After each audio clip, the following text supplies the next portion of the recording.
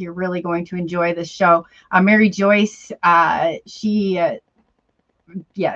going to go into some of the stuff that she's gone into. I mean, some government secret type stuff. I'd like to bring her out. She's a veteran investigative journalist and author, editor of Sky Ships Over Cashiers. She's a former Metro newspaper feature editor and columnist. She spent years uncovering UFOs, Bigfoot, underground bases, and interdimensional beings through eyewitness accounts and cutting edge research. So we thank her for that. We definitely do, because that's big, and that's definitely the integrity that we need to have. So without further ado, I'm going to bring Mary out here, and I'm going to let her introduce herself. I'm sure I didn't do that justice. I just want to thank you, Mary, for being here. Well, it's a pleasure. We have to confess to all your followers that we were having all sorts of fun with the technicalities before we got the show. Mary, we're not supposed to talk about that.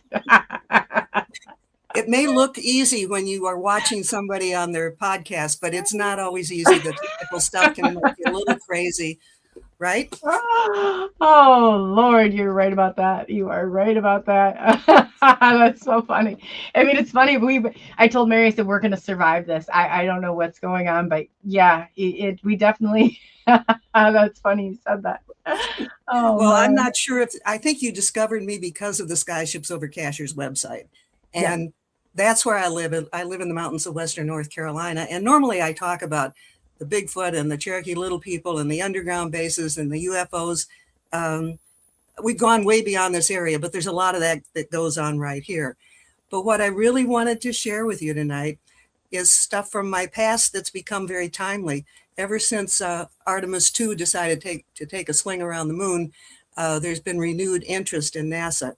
And back in the late 80s, I worked at a college down in Florida and lived right on Cocoa Beach. I lived so close to the Kennedy Space Center that whenever there was a launch, my floor would vibrate, even before you could see the missile or the shuttle or whatever in the air. And so I got to meet a lot of people who worked at NASA. And I really would like to start by telling you about my experience when I met my first astronaut, because it wasn't anything like I expected it to be. Somebody invited about 12 of us over to a bungalow house in Orlando to meet Clark McClellan. Now, Clark McClellan worked for NASA for well over 30 years, and he was fired. And he was so upset because it had just happened to him that he literally was sweating, and the place was air conditioned. And the woman whose house he was staying with, because he lost everything, he lost his salary, he lost his job, he lost his benefits, he lost his everything. And that surprised me at how stressed out he really, really was. Oh, yeah. And here's the reason he got fired. He was working at Mission Control at the Kennedy Space Center, and he was monitoring the monitor. Now, he was trained, so if something went wrong in space, he was also an astronaut who could help them perhaps solve the problem. All of a sudden, on this live monitor, he saw a tall ET, about 8 to 9 feet tall, in a spacesuit in the open bay of the shuttle. And next to this tall ET were two tethered astronauts who were considerably shorter. And right next to the open bay, the craft that the ET had arrived on was kind of just parked there or hovered there. He made the mistake of talking about that to somebody else at NASA. He was not supposed to talk about it. He got fired for doing that. And anyhow, he was just devastated because the poor man had worked there for over 30 years. And let me pull something up here because he added something else when he was talking to us. Let's see here. All right, I'm going to quote him on this because he said there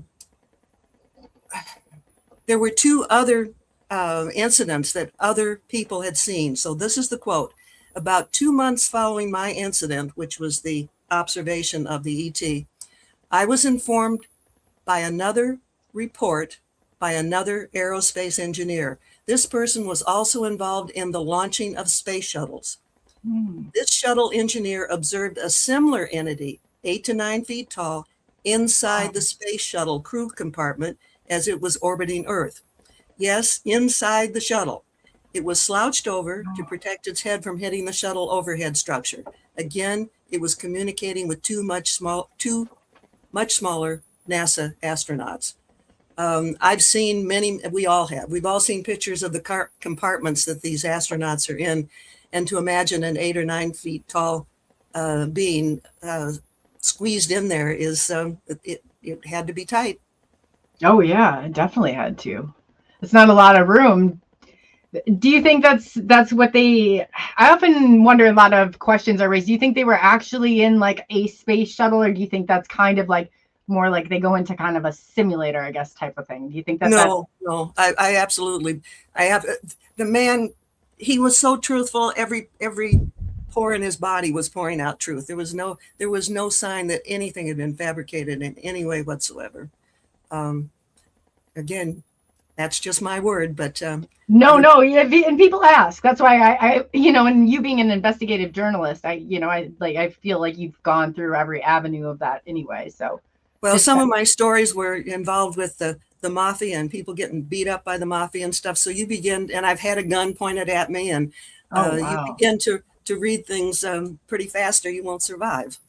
Oh, absolutely. Yeah, no, I agree. And there's so much, of the mind control stuff in the government, and the, like, I just didn't know if that avenue, if you felt like it was like manipulated by maybe our government, or if it was something, like, what's the story behind all of that? Well, remember this was in the late 80s. And some of this stuff that is part of conspiracy wasn't even talked about at that time. Oh, sure. I bet not. Yeah. But not. Wow, it's so fascinating. Another thing I found all of his experiences fascinating. Another one was that he became friends with Werner von Braun, who was brought over from Germany. In fact, about 1,600 plus engineers involved with the rocketry program in Germany were brought and were eventually pulled into NASA. And these two were friends from 1959 to 1966, and that's 7 years. And the two had a lot in common. And when Werner von Braun would come to the Space Center, because he was over in Huntsville, the two of them would try to get away from the meetings, and they would go out and sit under one of the umbrella tables by the hotel they would be at, or out to the beach. And they had long conversations because they had so many interests in common. And let me see, what can I say about all that? Anyhow, he talked to Clark about Antarctica. He talked to him about Mars. He talked to him about working with ETs. You pick where you want me to start. Well, yeah, I'd like to start with his work with ETs. That's interesting. Start with the work with ETs, okay. And then real quickly, there was a question, I don't know, before we get going, and just, I guess, wanted to ask you real quick. Does Mary think there's a connection with UFOs and Bigfoot? I think there could very well be. I can't absolutely say that, but we have the Bigfoot and the UFOs in the same area. One of the men who lives still in Western North Carolina, but east from where I am, there was a forest that had been pretty well cleared. And so apparently the Bigfoot had been living in there, and they moved onto his property. And one night he heard noises out there, and he went outside, and the Bigfoot were lined up along the tree line, pointing to the sky, and there was a UFO above them. So that's another thing that I know about that gives credence to that possibility. But can I say that? Absolutely, I cannot. Thank you. I appreciate that. Okay, so we're going with ETs now, huh? Is that the one you want? Going with ETs. All righty. All right. This is a quote. This is Clark quoting von Braun. Let's see here. The Aryans from Aldebaran arrived on Earth many, many thousands of years ago, most recently in the early 1930s. They were here assisting the German armies with weapons that were far ahead of those of the USA, Russia, and Japan. Yes, I have seen real ETs from Aldebaran. Then he described them. He said, quote, they're taller and many have the blonde hair and blue eyes. I have heard other of us Germans at KSC, Kennedy Space Center, admit they saw them too. He said that the Earth is a nursery of many cosmic races from the stars. We are being visited by other intelligence from the stars. So that's a direct. Let's see, I may have one more here. Oh, that's about the moon. Never mind. The moon's a possibility too. But I found it disturbing personally that that the German army was assisted by ETs. Why did they do that? As far as I was concerned, or as far as most of us are concerned, the Nazis weren't terrific people. So why did they help them? And I've never gotten a satisfactory answer out of that one. Yeah, and then because why do we bring all their scientists then over through Operation Paperclip? And then we, it's very interesting when you take a step back from it. It makes you wonder a whole lot. Absolutely. It really does. And let's see, some of this ties in with Antarctica. Let me pull that up. And as I told you before the show, I don't generally read stuff, but when you're quoting people like these people, you don't want the statements in Mary Joyce's words. You would prefer to hear what they have to say. All right. When Clark was working at NASA, he got to know many of the top tier German scientists and engineers. And again, they were brought over Project Paperclip, and there was at least 1,600 that were brought over. And they were brought to work on the space program. And I'm just going to give you a couple statements. One, several Germans I worked with were very open with me. They said that Hitler and Eva did not die in the bunker that history teaches us as fact. He had a doppelganger twin take his place. Somebody, and I can't verify this, but somebody did tell me that that person who, died for Hitler was a cousin, which is one reason that he was able to look a lot like Hitler with a little surgery. Okay, second statement. They said these escaping Germans and Hitler were taken to what is called the Shangri-La of the Fuhrer Hitler. It was a base built for Hitler under the Antarctic ice cover. The Germans were also advanced in such subterranean construction techniques in the South Polar region under the ice caps. And they were building their spaceships under Antarctica. And that base, according to Clark, is still there. And the final statement I want to give you is, quote, later I discovered through another German scientist that the B-7 was the code name for the German saucer-shaped craft that was developed below the South Polar ice cap, the same type that flew over Washington, D.C. and startled President Truman and the Pentagon chiefs in 1952. And I've heard many people talk about that flyover Washington got them interested in UFOs and space, but this wasn't from outer space. This was, though the technology may go back that far, but those were built by the Germans. So did they ever allude that Wernher von Braun was anything but human? No, he was human. No. Yep. That's fascinating. You often wonder, I said, coming over here, and I've heard a lot of that. It's implemented in our food now. It's in like the things that they practice there. I'm one to see it as like the 3% against the people. It's you, me, we're not in that club. That's for sure. But I do think the Nazi influence has been far more extensive than we realize. Oh, definitely. This is a totally different source. A friend of mine is the widow of Bill Pollock. And Bill Pollock, I think, is best known for doing all the security for Air Force One. He also was involved with the security around Area 51 or 52. And one day she said he was called to a special meeting at Tonopah.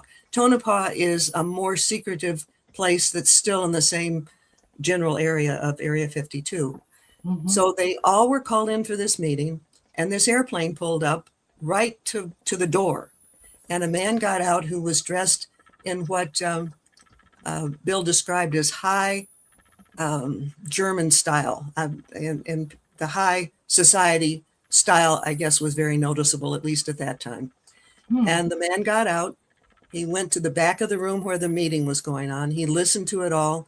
When he did speak, he spoke again in what they call High German. When the meeting was over, he got back into the airplane was right there at the door. He got right back in and he took off. The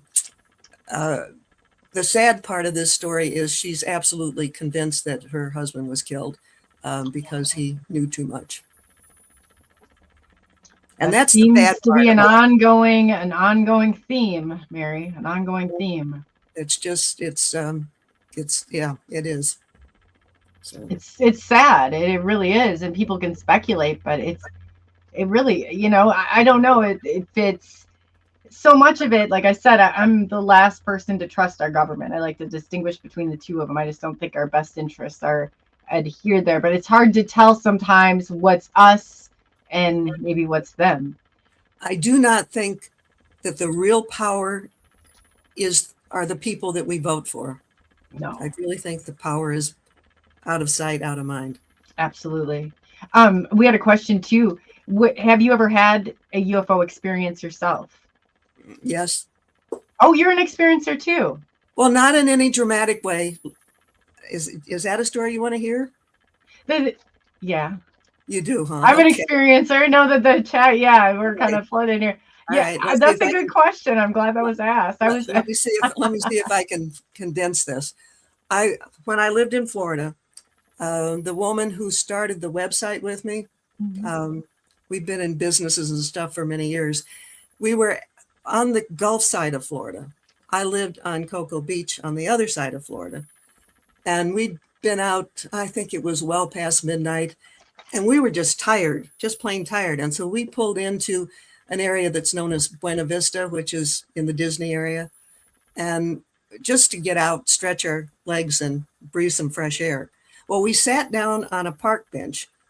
Nobody's around at this point. I mean, everything's closed up. So we're sitting there and laughing about something stupid. And all of a sudden I felt something hit my head like this. And if I'd blinked, I would not have seen it, but it was shaped like a yellow check, but it was light, hit my head. And then I felt it in the back of my head.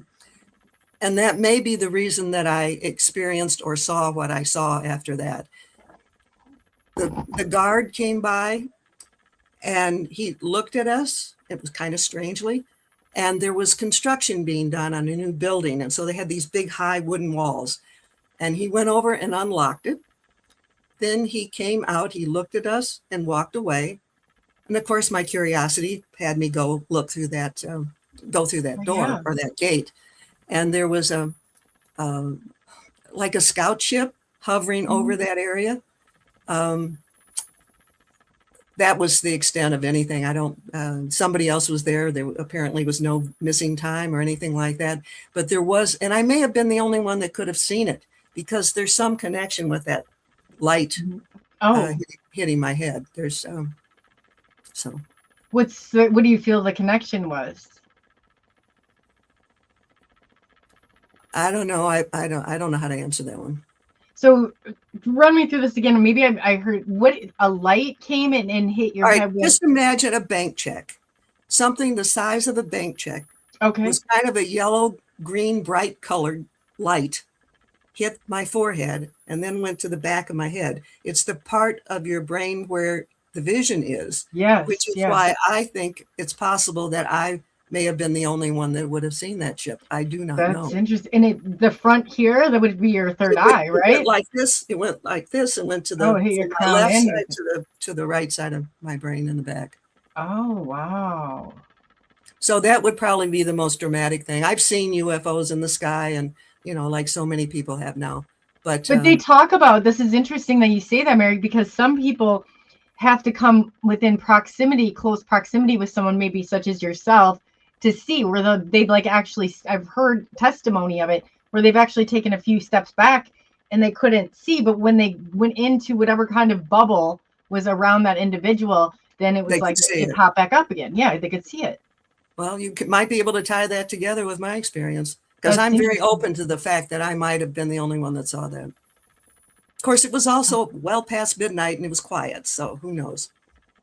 A lot of people though can't process it. Have you noticed that? Like with anything in the paranormal, with any of it, it's like we could experience it. It's almost like they're so afraid of it, or they just kind of, I don't know, short circuit in some way. But it's like, how do you not remember this? But I even had one friend say, "Don't you think maybe you've just seen too much?" Like, don't. She was almost like mad at me about it, and I was like, I guess everybody handles it I different. didn't talk about it for a long time. Not that I was trying to hide it. It's just that it wouldn't come into my conscious thoughts to talk about it. And then it changed one day. So I guess it was time Kind for of me always nagged at you, or always stayed with you. I never forgot it, but I mean, it wasn't something that was constantly in my mind. And whenever I was like on shows like yours, it never crossed my mind to talk about it. But that changed a couple of years ago. And what had happened a couple of years ago? It happened a bunch of years ago when I lived in Florida. No, you said it. I thought you said until a couple of years ago. Until a couple of years ago, I never talked about it. Oh, okay. I was wondering if something maybe happened that changed or brought it to your forefront. If it did, I don't know about it. I just personally kind of figure it was time to share it. It must have been time to share it. But that makes sense, because a lot of things that I have tied into this, like I haven't understood like why I'll have this like fragment, right, of memory, like a situation that happened, and it's not like I've even really and then all of a sudden it's like, but I knew it was something because it stayed with me, and then it kind of, they connected the dots, so to speak.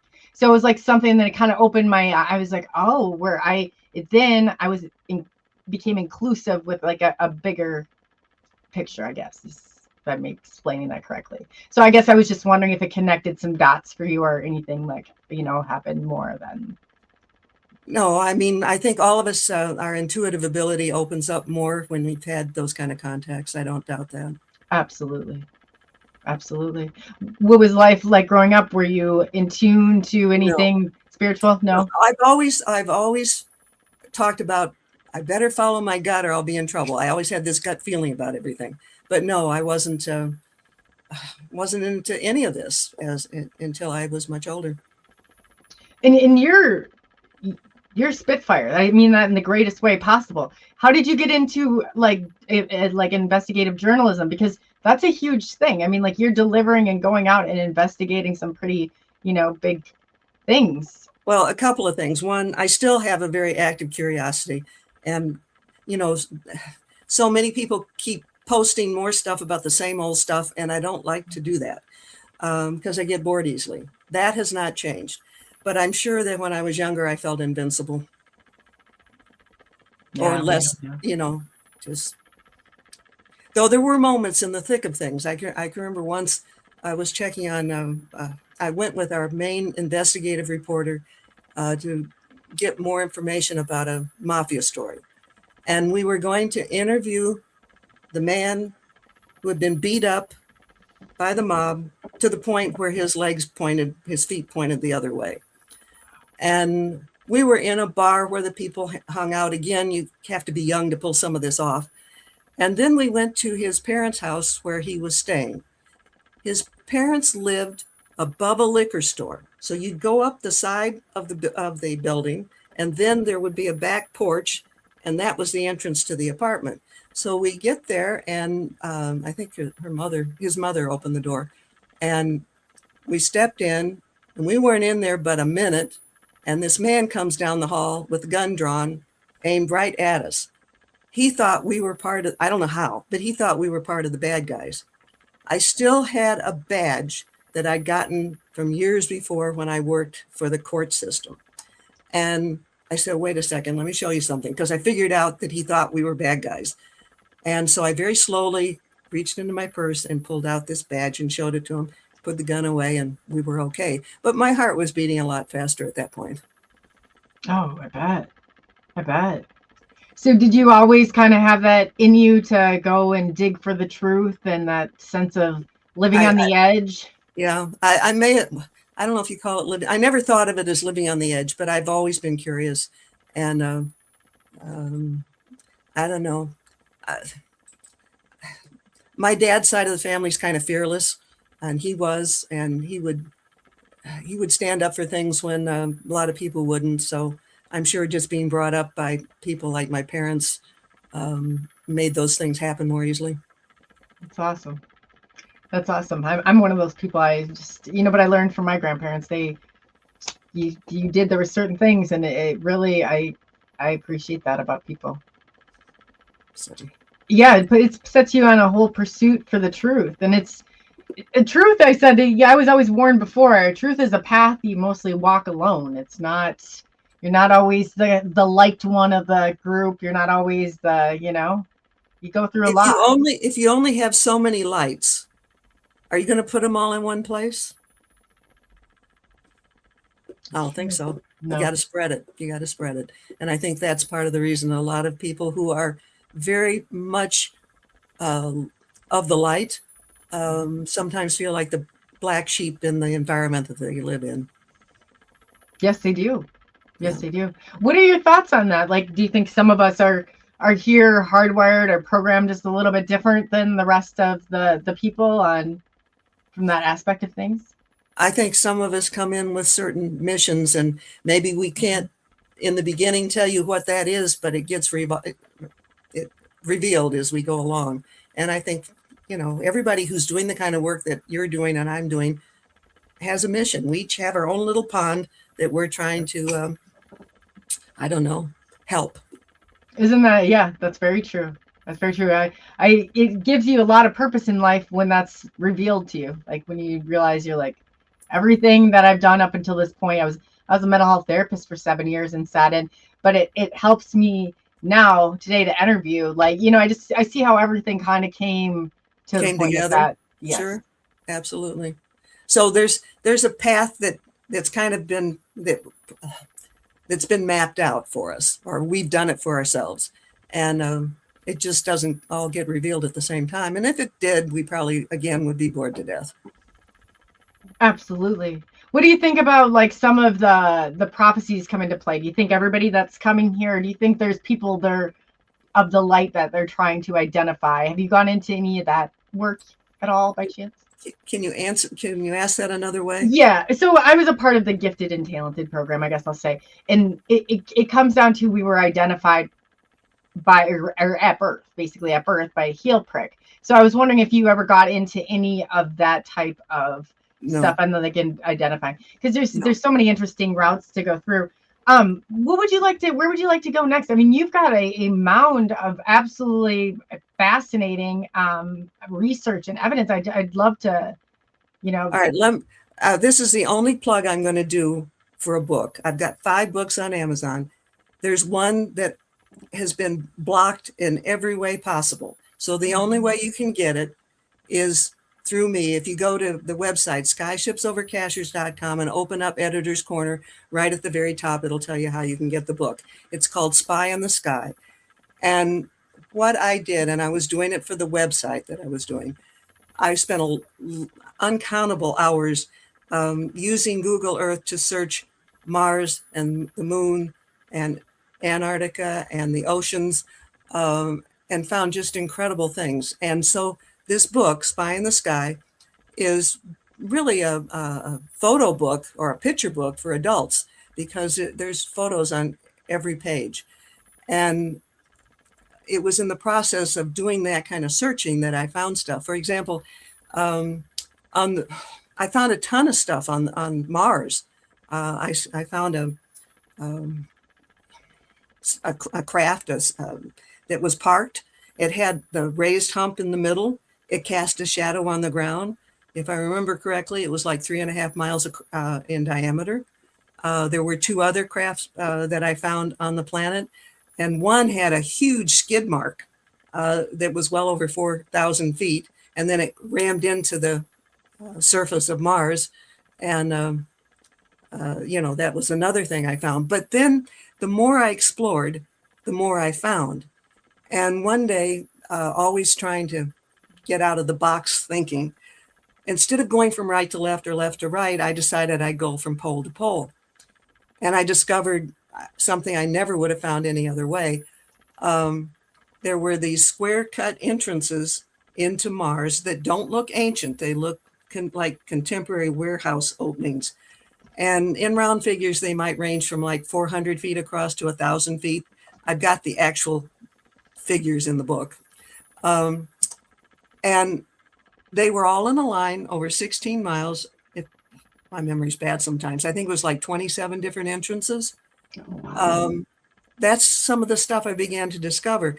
These things begin to get covered over many times when they're found. So it's harder and harder to find things with Google Earth, because clearly Google Earth is walking hand in hand with our government. And whatever the government doesn't want shown, they are very good about covering it up. And it happens here on Earth. For example, I found 2 pyramids south of Paradise Island in the Bahamas. And I took a screenshot of it. And that's important. If you find anything unusual, hit the screenshot and save it, because it may not be there later. Yeah. So in the book, I have those original pictures where you can see the pyramids.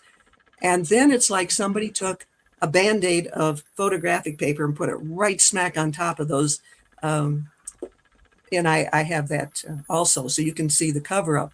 Also, when I was doing exploration of Antarctica, I found 2, now this is really interesting. I found 2 entrances into Mars. The largest one was shaped kind of like this, and any of our aircraft could have flown into it very easily. I took a screenshot, and I found the other entrance had a screenshot. I posted that on the website. Within almost immediately, that was like covered up. It's like somebody took a bottle of black ink and just poured it over it. But it was covered up in steps. That was the first step. And for some reason, I kept checking back on it for a very brief amount of time, and I feel very fortunate that I caught it. There was a type on it, and it said Hollow Earth Entrance. And the other one said Hollow Earth Entrance 2. And then after that, they changed the whole thing, and it looks like a sheet of ice. Wow. And there's many times that I posted stuff on the website, and it almost immediately disappears. Isn't that funny? I said to people, I'm one too. I took screenshots and I printed off, and then because I said they can change it. Websites, we don't realize just how much they can change, and how they'll slowly, even with some of the stuff I've done it too, and I've gone back, and I had somebody, they're like, I don't think that was there. I was like, I've got 47,000 screenshots. Let me find it. It's like that's really what you have to do. And that's something we should encourage anybody who's listening or watching to do, because you're right. They can disappear. The quickest I've had it disappear was I found something in Antarctica, and I talked on the phone with somebody who, I'm not going to do name dropping. I will just say it's a person that's been seen on like Ancient Aliens. And I said, I'll send you a copy of it as soon as I take my shower. I think this was on a Saturday morning. I did not take a long shower. When I came back, it wasn't like little digit shaped cover up. It was like this faint oval of white had been put right over that. So that happened in the time it took me to take a shower. Wow. They're probably layering it up. Just if anybody tries to dismantle a piece, but they can't do it. That'd be wow. Is that what they'd be doing? I don't know, but it sure did happen quickly. Yeah. They'll put layer on top of that way. If a hacker were to say, "Oh, okay, well that just disappeared. I'm going to go in and look for it," they're going to be going under so many layers when they do that. That could be. It could be. There's logic there. Yeah, and then a lot of times even pulling it from outside the country, you got a little bit of time to do that, but not much. Yes. No, please find your print screen key, because that's important. Yes. A lot of the stuff I was able to save was because of that. I also I'm jumping back and forth with you. I apologize. No, you're okay. I think like that. Back to Mars. The man who was in charge of Israel's security program for almost 30 years, his name is Hayam Rashid. And in December of 2020, he decided that he was going to go public with a statement. And I'm only going to read 2 sentences from his statement. It was printed in the Jerusalem Post, which has a decent reputation. Here's one sentence. There's an agreement between the U.S. government and the aliens. Second sentence, there's an underground base in the depths of Mars where the ET's representatives are, and also are American astronauts. Oh, wow. So that can explain, some of the contemporary structures that are found. So do you think that life's already been on Mars, that we've already been and explored that? I believe the man that there's our astronauts are on Mars now. And I also believe, more than believe, there's no way that these astronauts are getting to from here to Mars in rocketry. They have very sophisticated ways of transportation. I don't know, you get into the realm of beam me up, I think, but either that or they're hitching a ride with an ET. Do you think that ET are here? Do you think that they are on a spectrum, some good, some bad? Do you see yes, some I of... do. Okay. Yeah, a lot of people. Amy wanted you to know, it says, if you see that, my sincere apologies for giving the wrong number today on the pastors that were invited at the UFO meeting. It said was about 100, and they're invited, not 500. Does that make sense? Was that for you? Oh, Jane. Sorry, not Joyce. I'm sorry. That was not. I was reading Jane's message. I'm sorry, it was in chat. I thought it was for you. I apologize.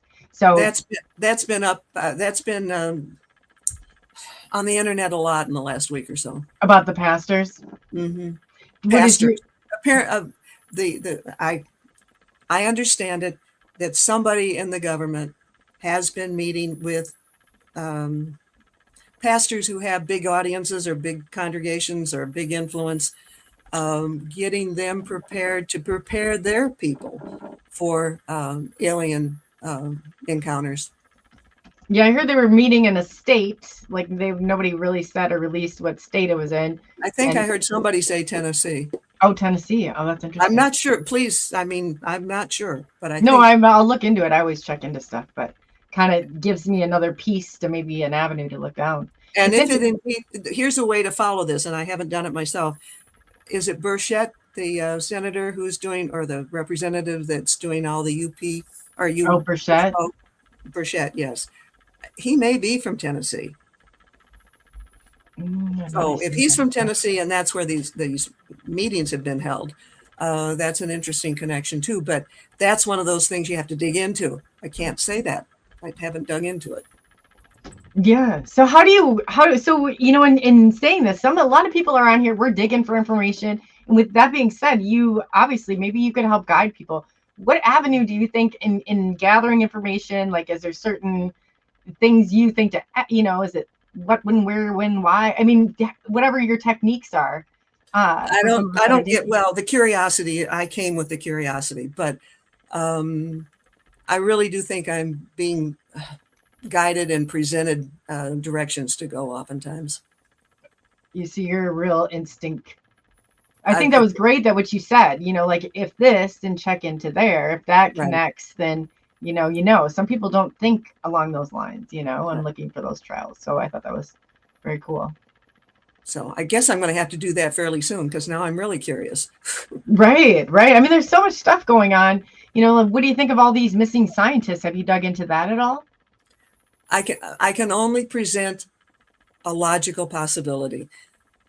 The United States brought over 1,600 plus scientists from Germany because they wanted to use them.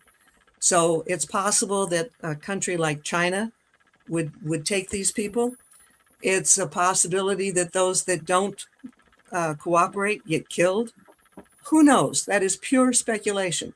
But it's something very deliberate. There's too much commonality to dismiss it as just circumstance. Oh, I agree.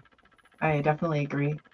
Do you think, I guess down here in your research and what you've done, who's running the show? I mean, not talking about like, the hidden hand, whatever. Do you think ET is here living among us?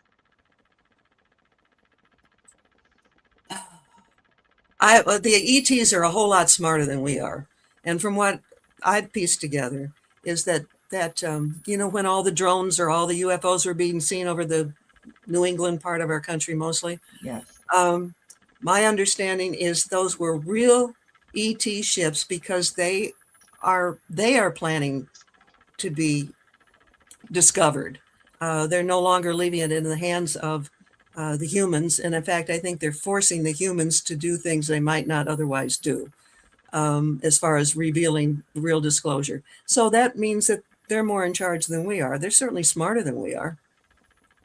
Right. Do you take it back to like maybe an agreement that was made with the president, or have you traced it back where you think like there's some sort of agreement has been made? And why would it be like now that they're coming forward?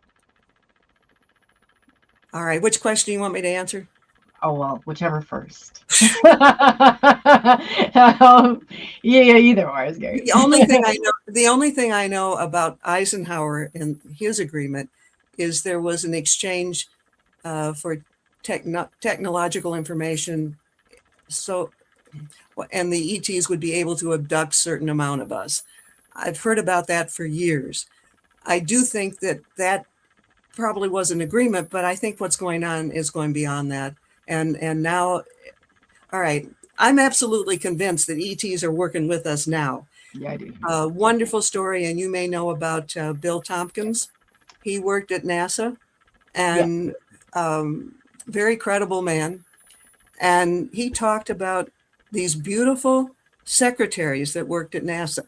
And he eventually figured out they were ETs, and they were just brilliant.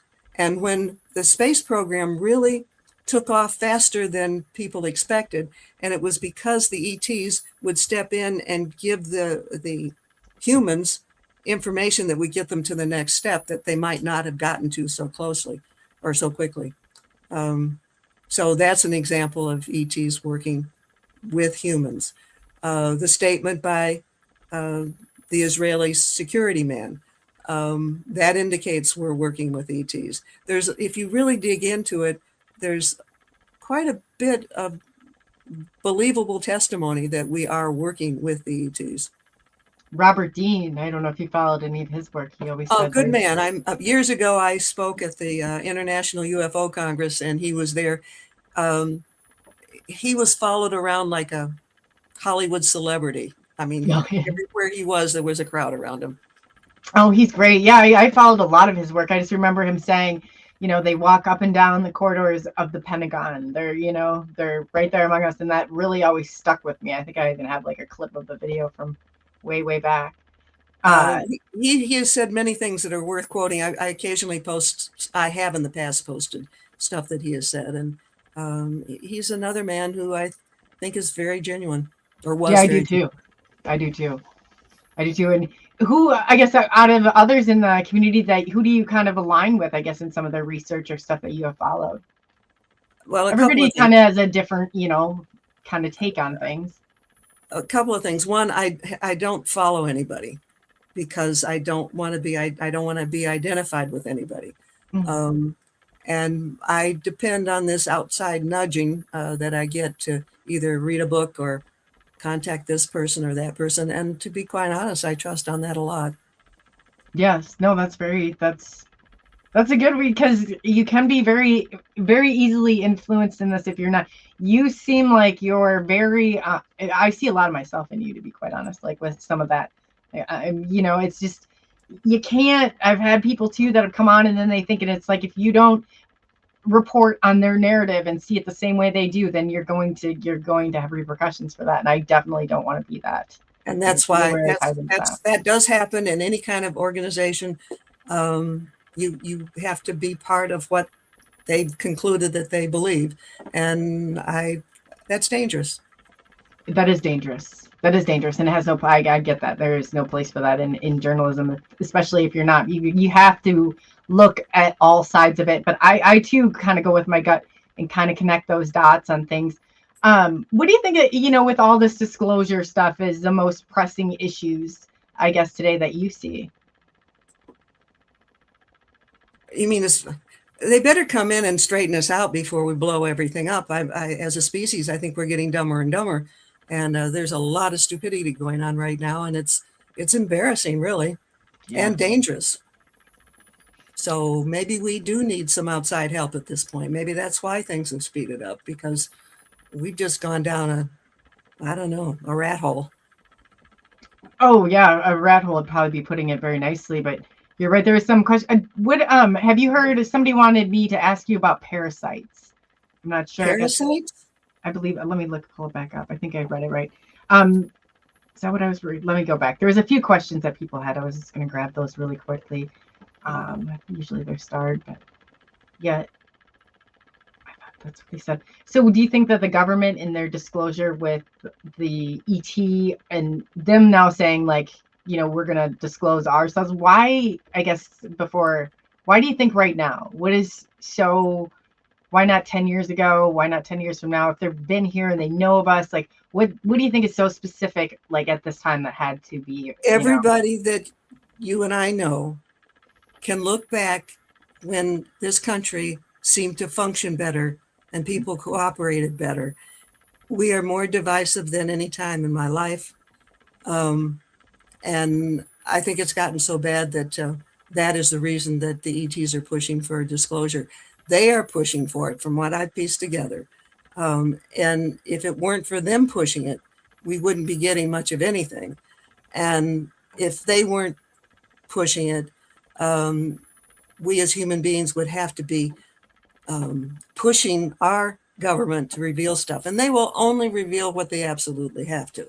And so I think the ETs have come in and they know they're more powerful. When all those sightings were done up in New England that I mentioned earlier, you know what the government did when that happened? Because they knew those were real.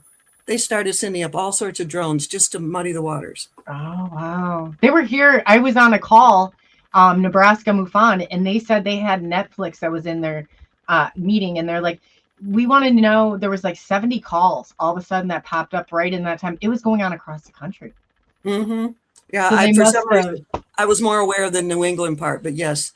Well, I wouldn't have known because they didn't report on it. I only knew because I was in that call and I heard them say how the hotline, because they had reported it all to MUFON. So they said that their switchboard had lit up like a Christmas tree. There's about 70 calls that had come through like instantaneously. So you got it when the story was breaking. Yes. Good for you. Yeah. I was just like, the mainstream never reported on it. But they were just saying all these drones. No, they didn't. They tried to dismiss it as something more ordinary, but there was a lot of coverage in the media. There was a lot. There was mystery drones out there, and I'm like, but I guess it's my understanding, if you look over even to China, that they were sending like 10,000 up at one time. I think the avenue they were going down was not actually like a factual, avenue where the way they were looking at it, I guess, in that perspective. The most dangerous thing is when they mix truth with untruth, and it becomes more believable. Oh, so do you think that China was? I'm just making a general statement. Sure. I'm absolutely in my own mind convinced that there were real UFOs trying to make a grand appearance that couldn't be denied. And now with people with cell phones everywhere, more people are getting pictures. There's new pictures all the time, to the point where it's almost boring to post them because I was looking at those over there, and so you have to go beyond that. And AI is really muddying the water. I have to double check and triple check everything now with AI. We just had a problem. Speaking of AI, yes.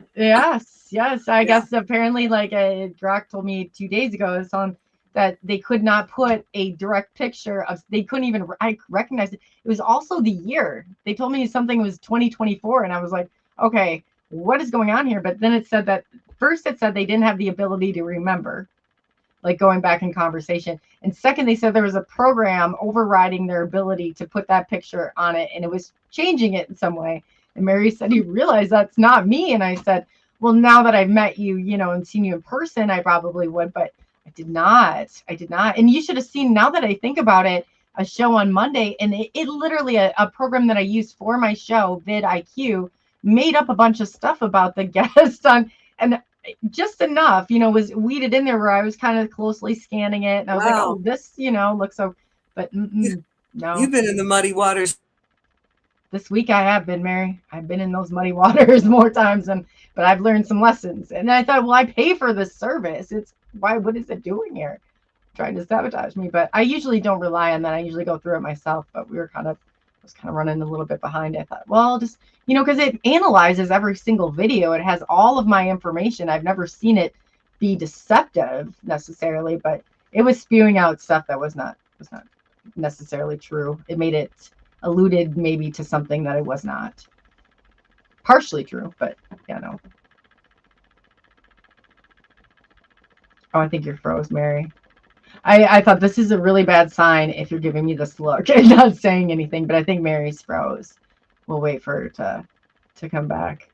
I'm not sure about all the, yeah, she's probably froze. She got kicked and come back. So I'm not sure if anybody had any questions like about the parasite. I'm going to have to look. I'm not sure exactly what's going on right now or what the deal is on there. Yeah, she didn't really know what I was talking about. I'm wondering, what can you give me a connector to, like, exactly, like, is it due to, like, the back, I don't call it back, whatever that is going around, or, I mean, do you think that it's, I mean, I obviously know about parasites and I do detox all the time. I just wasn't sure. Sometimes people, the government has been calling ET parasites, they've been, so I can ask her about cleansing stuff. I'm not sure if she would know or not. Hopefully we get her back. What happened, Mary? Yeah, frozen Mary. I don't know. Hopefully we get her back. I know I kind of noticed a little bit of some, but anytime you have these conversations, it seems like you're always going to get interference in some way. So yeah, we'll just kind of, hey Andrew, it's nice to see you in here. We'll just kind of go, and I'm going through. If you guys have any questions too. I don't know if she was just on Midwest Night Watchers. Did you guys have any, Gerald or G, or I'm not going to say, I'm a G or Jane? Do you guys have any questions or a good direction to go? I guess if we get Mary back. Yeah, I'm just kind of going through the comments. So it's absolutely, we have tomorrow Daryl Sims, the alien hunter, on with Jay Austin. He'll be on at 6 p.m. Central Standard Time, 7 p.m. Eastern Standard Time too. And then we have, we have a really cool, not that they're not all cool, they are all cool, but I actually was so proud of myself that I did a bunch of shows in advance and I have all this stuff done. But we have, let me pull it up here real quick so I don't give you any false information. Amy, thank you so much. And also thank you so much before for gifting the memberships. That's really awesome. Welcome to the 5 new Woo crew, and we appreciate the super chat 1000%. I appreciate it.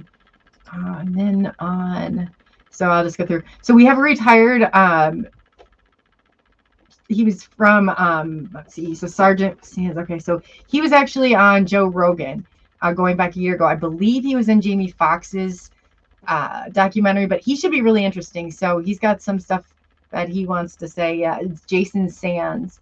So he's going to talk about UFO crash retrieval and non-human intelligence and what he said his orders were that the government gave, which is absolutely interesting. We have him, and then he's on Friday, and then we have Sarah Adams will be on Saturday. So if there's any mods that will be available, we could use you. And on Sunday, we have Bill Graham and David Hunt. They're awesome. They're from the UK. We've got some great information. It's absolutely fascinating. David's is some of his encounters, and Phil's. I mean, they're really furthest. I mean, when you hear David, they've gotten UFO to come down. Like, it is absolutely insane in kind of the ways that they did it, but a lot of it makes really a lot of sense. So, and then on Monday, stay tuned. We have Pops and his cryptid crew. They are coming on for a panel. It's one panel you definitely don't want to miss. They're going to have Carl Supps. So it's going to be Pops, and then Keith from Oz, and Lori Ladd, Lori Flamethrower, Flamethrower Lori, then Cindy, She'll be on with them, and then Carl Supp will be there. They're going to kind of feature one person a month, and of course Gary Spikes Pops will be there, and so yeah, it's definitely it's really a really neat crew, and they have so much knowledge and information, and just to hear some of their stuff, it's awesome. So yeah, I guess I don't know what to. We'll give her a few more minutes and see if we get her back. I knew she was kind of freezing up before, but hopefully everything's okay. I don't know. Does anybody have any questions for me? I'm not Mary, of course, but I mean, is there anything? I don't know if there's any area. Too, is there anybody you would like to see as a guest coming on? I'd love to hear what your input is, and I can work on getting them on. I'm trying to think of any. No, there's a few more coming up that I've been working on. I think Peter Maxwell Slattery, Mary Rodwell, always James Gillian will be coming back on here very soon too. But yeah, is there any topics? I mean, I saw that the parasites were one. I can find specialists in that area if you are interested. So post Thursday and Friday, busy week, hectic. Oh, you've been in 2 podcasts this week, Larry, I didn't know you did podcasts. Drop a link. I had no idea. You've been on 2 shows? I had no clue. Or if I did, I apologize. I'm not like connecting the dots on that one, but wow, that's awesome. And other than that, I mean, Carl is great. And Amy, welcome to the crew. Welcome to the fam. I mean, there's this great group, great community. Always we definitely look out for one another. I think it's amazing. There's some great mods. I can say great things about everybody here. It's nice to have. The support and everything else. So, Kurt W75, he's been at the heart of this for a long time. It's great. Always great to see Kurt.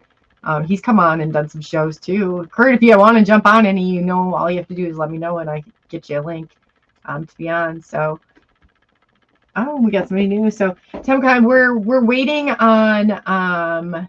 We lost Mary. Okay, we don't know what happened to her yet. She froze, and we're just kind of waiting to see if she comes back. And then, Barbara Lamb, that's a good one too. Yeah, Mary Rodwell, isn't she? She's excellent. She is excellent. It does, because we want to jump to it. But yeah, I love Mary. The first time I met Mary, I was like, man, she's so cool. She's like, really in a very stern voice. She's like, Coley, now you tell me exactly why you are in this field. Like, she like put me on the spot, and I didn't necessarily know how much she analyzed things until after, but I just was like, oh, sure. I just kind of went into everything. And then she was telling me, because I was a therapist for 7 years, but you didn't really think about stuff. And she's like, well, I would have known if you had been deceptive by this, and this. So I passed her test, and I was like, man, Mary, I like her. I really like her. So that I just always had that like very mad respect for her. So she's great. Let's see. Good to have phone numbers to call. Oh, good to have. You think they'd want to get on just like right now? I don't know. Oh, is Wendell in here? Wendell and I skate together. So I don't see him though yet, but there's Wendell. Well, you changed your name. Here, he's right up here. I didn't even see it till I pulled up your picture. Yes, Wendell and I, we go skating together. You should see Wendell he's got some skills. He has some skills. I should have pulled up, I could pull up some skating videos, but you know what I mean? But yeah, no, that's awesome. Wendell, why is your name changed? I don't know. That's, I guess, Nathaniel Gillis. And Kurt, I talked to Nathaniel last time. Chris Miner and I did a show with Steve Amaro. He said Nathaniel's going to come on. So that's good. I'm going to write that down and get him back, because he said he definitely would come back on. He was out of town, or he had a lot of stuff going on. And I know Chris Miner wants to do that show again too. So I'll get with him and do that. I'll do that right after.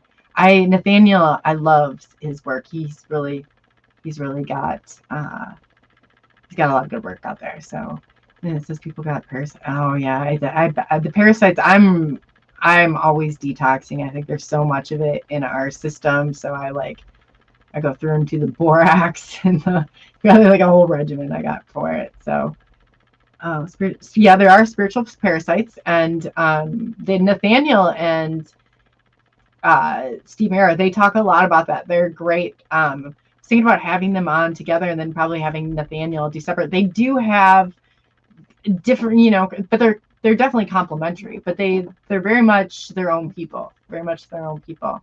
I enjoy their work very much. And Kurt's actually the one that got me pointed in Steve Mera's direction. So yes, thank you, Kurt. And I will get Nathaniel. And Steve's been on ever since Kurt. He's been on 4 or 5 times, and he just brings it every time. I really enjoy him. I really do. That was a very good call.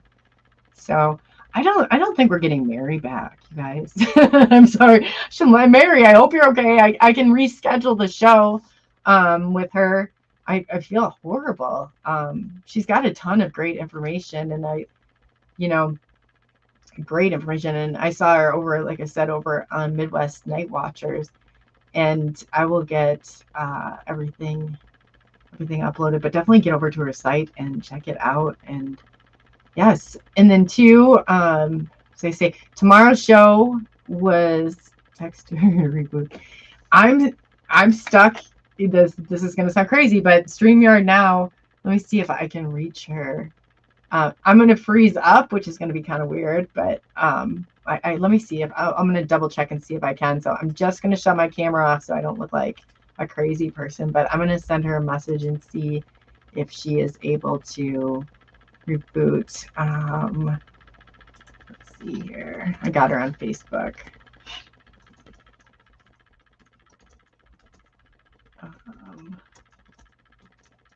It doesn't show like she's active. I wonder if she just something knocked out her internet. Is kind of what it looked like. Here, sorry.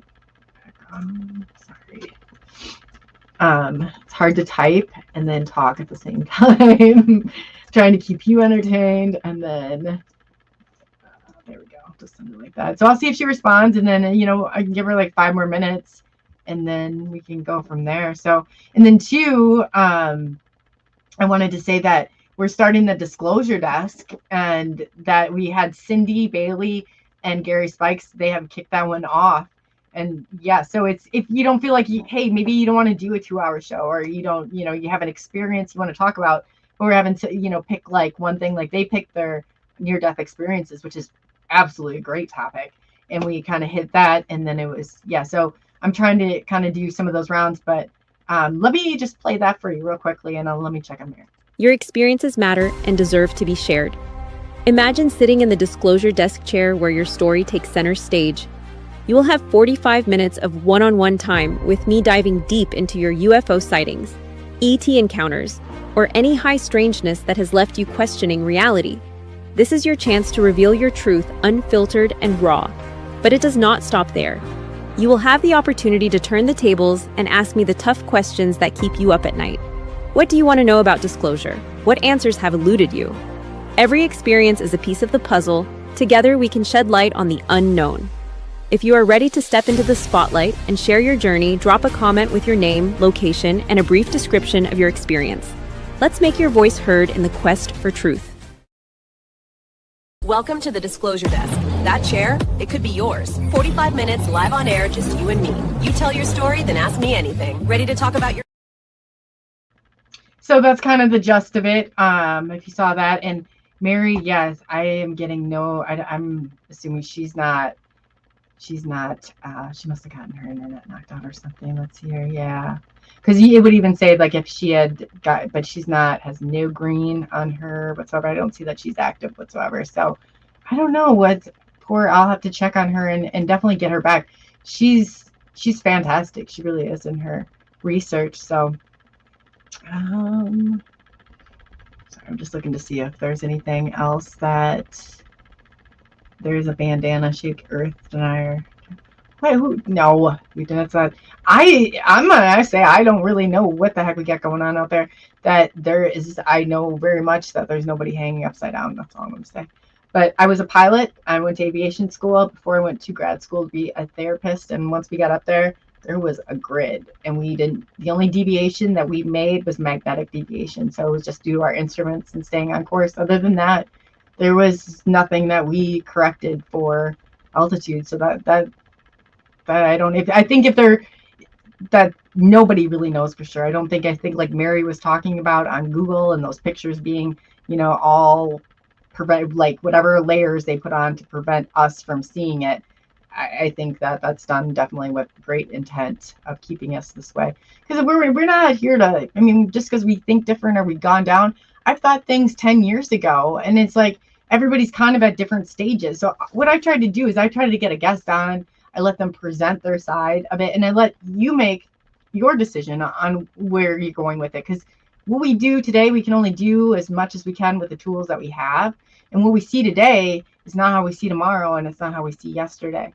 And so I just think that everybody kind of goes on that path, that journey to truth. And I was warned. I got onto cryptology and steganography, and I did all of that prior to.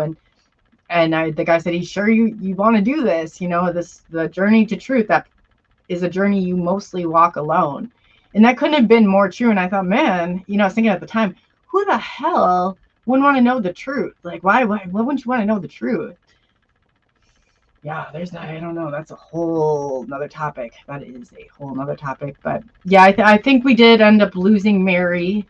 I do about Mary. I hope that MIB did not. So this happy birthday, Blazer. Yeah, where's Blazer? We're missing Blazer. But yeah, so I just wanted to thank everybody. I will be back tomorrow with Jay Austin. If you don't know Jay Austin from the UK, he's awesome. He's really cool. He's going to be there, and we're going to have the alien hunter, Daryl W. Sims. And Daryl, I really like Daryl. I really do. He's good. And he's an experiencer. And he's actually hit some things like about the fluorescent lights. And Jay is an experiencer also. So Jay has very much been affected by that. So it's going to be very interesting, the ties that we make tomorrow. And I'm really excited for the one on Friday too. I'm really excited for all of them. I can't say I have one favorite over the other, but I'm curious, I should say more or less, about Jason Sands. And I saw his Joe Rogan episode, and it was very interesting on what in being a whistleblower and what he's saying. So you can there's always nuggets along the way, even if, they've been deceived or there's always, by listening to this, and he's very authentic and genuine from what I can tell. So like I said, though, you have to make those decisions. I can't make them for you. So a lot of it is very much subjective, fits in. We've all had different experiences, and I truly believe that, we are all here and we have our own, let's say, territories, and we hold it, but that doesn't mean that somebody else and they're together, we are a full picture. This is not a one-man band. This is definitely not a one-man band. So I hope everybody, I'm gonna just leave it here, and I'll get with Mary, and I will get back to you and let you know when she can come back on, and we can do this. And I apologize. But I know that she was having some some glitchy things. I wasn't really that badly, but before. So hopefully everything's okay on her end. Sometimes when you talk about these topics, this happens, and I hate to sound like conspiracy, but it really does. I've asked normal channels. I was like, do you get some of this stuff as much? And I don't know if it's you're hitting some trigger words, or if it's that little NSA listening, or who it is. But everybody's like, why would they? I'm like, they do. My local law enforcement listens. They've told me, they've testified to that. So yeah, I'm a known conspiracy theorist in my community, and I think that even that, I'm like, that's just so crazy.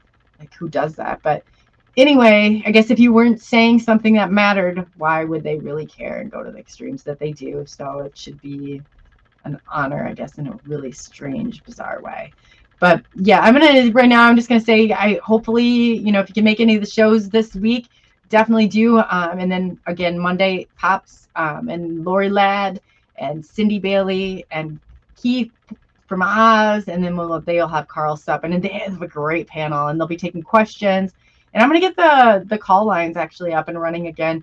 I kind of got some of the stuff that, you know, especially with some of the controversy that's been going on. But yeah, I think there's enough space in between. You just don't want somebody on there and not have a little bit of a delay and then they get you knocked out. But so it's a little bit of a risk, but I think it's definitely a way to help connect. And if you're interested in coming on in the disclosure desk, or you know somebody is, let me go ahead and I'm going to drop the email. It's Subnation X, which is cryptid. It means subliminal dissemination, which is polymorph. But then I use an 8, which is bracketed ET in there. So if you're wondering, it's something only. I don't know why I would ever pick this for an email, and then I have to, people look at it and they must allude to something it's not. So I'm just telling you in advance, not that you wanted to know all of that, because you don't even think I'll say this quickly and only once because it gets to be a bit much. But this, welcome to my brain right here. So I'm going to put this up here really quickly. And if you want, just put in the subject line. If you put disclosure desk or interested in, just drop me a couple lines. I can get you scheduled. I would love to get that going and, you know, do some rapid fire, however, but I do allow the flip the script. So if you want to put me in the hot seat, you're more than welcome to do so. I just want to thank each and every one of you for being here tonight. Some of you sat through 2 shows or a show and a half. And I appreciate that. It's always, always great. And again, I want to thank Amy and welcome to the family. We got 5 new members of our Woo crew, which is amazing. And we have, let's see here. Hopefully I'm going to pull up the right one here.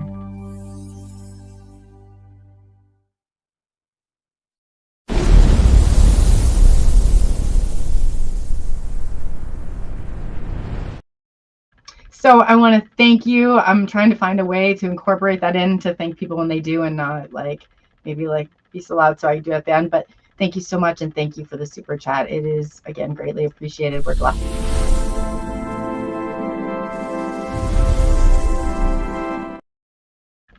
We're supposed to say thank you for the super chat. So just pretend you saw it, but do appreciate it. And thank you again. And on behalf of SNX Radio, I'm Coley, also known as ColeyUFO. Thank you for taking the journey into the unknown. And we will be back with you tomorrow night at 6 p.m. Central Standard Time, 7 p.m. Eastern Standard Time. And please, by all means, drop in the comments the topics you want. I've got a great list going now for guests, because I'm here, you know, this is to be your voice. And so I want to make sure that everybody's included in all of this. So there's somebody you want on and I can get them on, or eventually I'll get them on, believe me. This is my skill on getting people. I've got ways. I've even gone to dog flyers before on my life. But I'm willing to do what it takes to get people here and ask our questions and ask yours. So I guess, again, be good to one another. Enjoy what's left of your Wednesday, and we'll be seeing you again on Thursday with Daryl W. Sims, the Alien Hunter. Until next time. He's the alien, UFOs in the night.